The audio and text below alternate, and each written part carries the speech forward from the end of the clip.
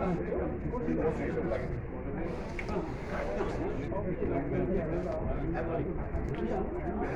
you, Biplab. In fact, before I start, our ex-president was praising about your voice. So I told he is our Amitabh Bachchan of Kolkata. Sri RAMNATH Kovind, Honorable former President of India, Dr. C.V. Ananda Bose, Honorable Governor of West Bengal, dignitaries on and off the dais, distinguished members from the chambers, ladies and gentlemen, a very good evening. A very warm welcome to all of you on behalf of Merchant Chambers of Commerce, and our heartfelt and joyous but humble greetings to Sri RAMNATH Kovind ji and Dr. C.V.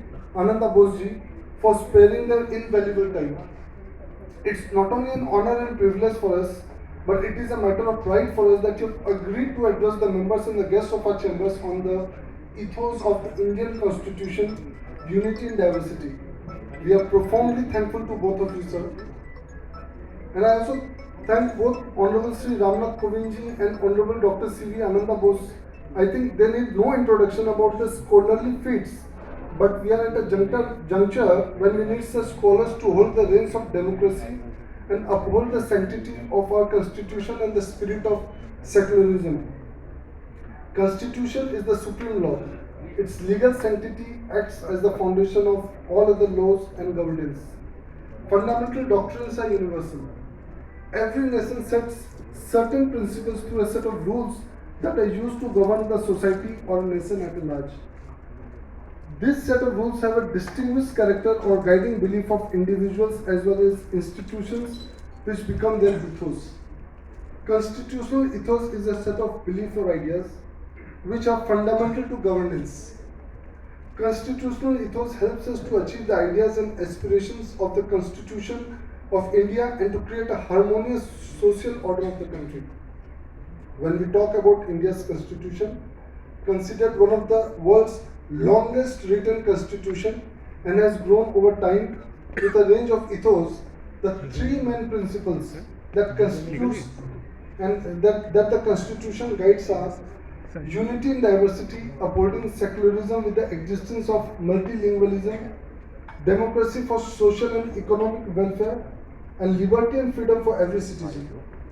The preamble of the Indian Constitution explicitly added during the 1975 emergency that secularism is an integral part of the Constitution. It is a mandate that the Indian state be secular, protecting the religious freedom of all citizens. A state cannot enforce any religion on its citizens, and individuals cannot be religiously prosecuted. There has to be prevention of dominance of one religion over another religion, and even prevention of dominance of one sect over another sect in the same religion. But contemporary political parties have a tendency to debate on these very basic principles of secularism, often prompting voters to vote on religious lines. Strong religious advocacy, sometimes under the garb of secularism, is a problem. But India, being a multilinguistic country with a constitution recognizing 22 official languages under its 8th schedule, with provision to protect linguistic minorities, India's pluralism has still been preserved. Every state has developed its mother tongue with full potential to conserve India's cultural wealth, and that's where India's unity in diversity succeeds. But hammering on the constitutional idea of secularism hurts the principle of democracy, hindering the participation of people in the system of governance, manipulating political representation to all, and demeaning equality of all citizens before the law. Such factors are a huge obstacle in creating India as a social welfare state and establishing social and economic democracy. But the directive principles of the state policy, an instrument of instruction that lays down the fundamentals of governance through Article 41 and Article 47 of the Constitution, has directed the state to take care of citizens' social and economical needs. Sir, we are 122-year-old chamber which started its journey in an environment of national upsurge, pre-independence. It is observed that every successive government, be it in the center or in the state, has been doing its best to provide its people social as well as financial security that fostered a population with aspirations driving the economic and social growth and even the democratic consciousness of our country. People's power has always been the main power and it continues to be so. The Chamber's prime objective has been to provide a sense of integrity, secularity, and idealism to the business community of India, and we have been able to do so by the strength of our constitution. The principles of liberty and freedom are gathering new momentum every day as we are fast progressing towards our economic goals.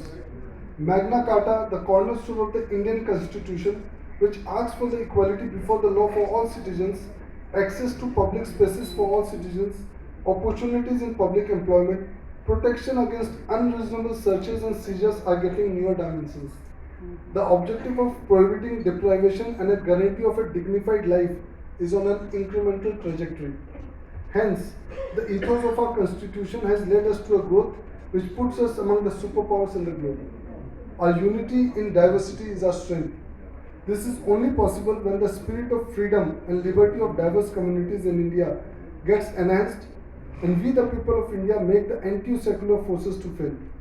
Secularism has been defined in different ways in our country, but it has never failed. The idea of India remains intact.